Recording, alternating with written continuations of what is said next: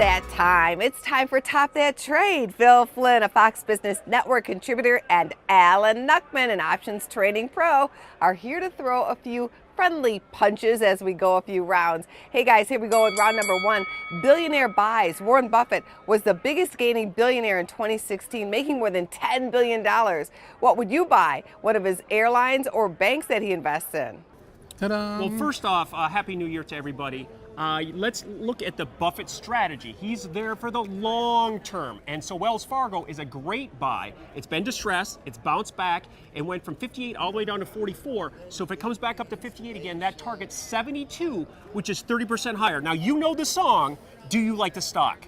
I love the stock, and I like the banks better than the airlines because why? One's going up and one's going down. What am I talking about? I'm talking about interest rates. Oh, I thought you were talking about crude oil. Interest rates are going up.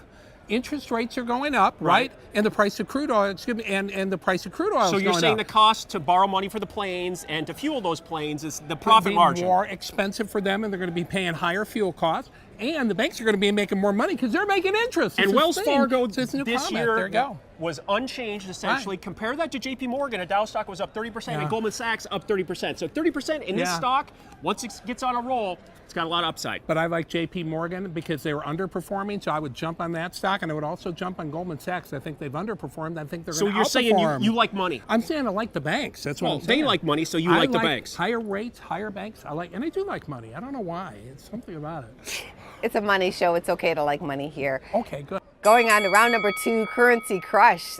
Dollar power has smashed the Mexican peso and British pound. What's a buy or a sell for you?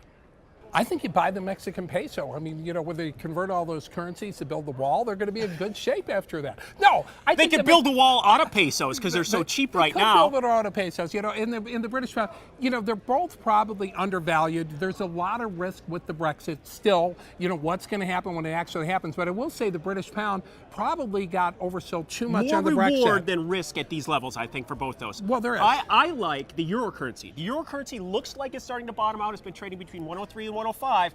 A la gold, nobody wanted to be a gold buyer. Big bounce, the same thing can happen in the euro currency. Yeah, big bounce, and you almost got back to 1/3 of where you were before it crashed. Big bounce in the short term. In the short term, that's right. But anyway, gold does look like a nice bottom. It looked like it was overdone last year, and I would agree with that. And I think also same pattern in the euro currency. And same pattern higher lows over the last couple weeks. And same pattern in Treasury bonds, believe it or not. Yes. If you look at the end of the year, with the rates going in one direction, we did see bonds look like they're going to recover. So we might start the new year with those markets bouncing back. Safety is back. Round number three, Dow Dogs. Bark or bite, with the Dow Index up 15% in 2016. The 5 worst performing Dow Dogs: Disney, Pfizer, Visa, Coke, and Nike.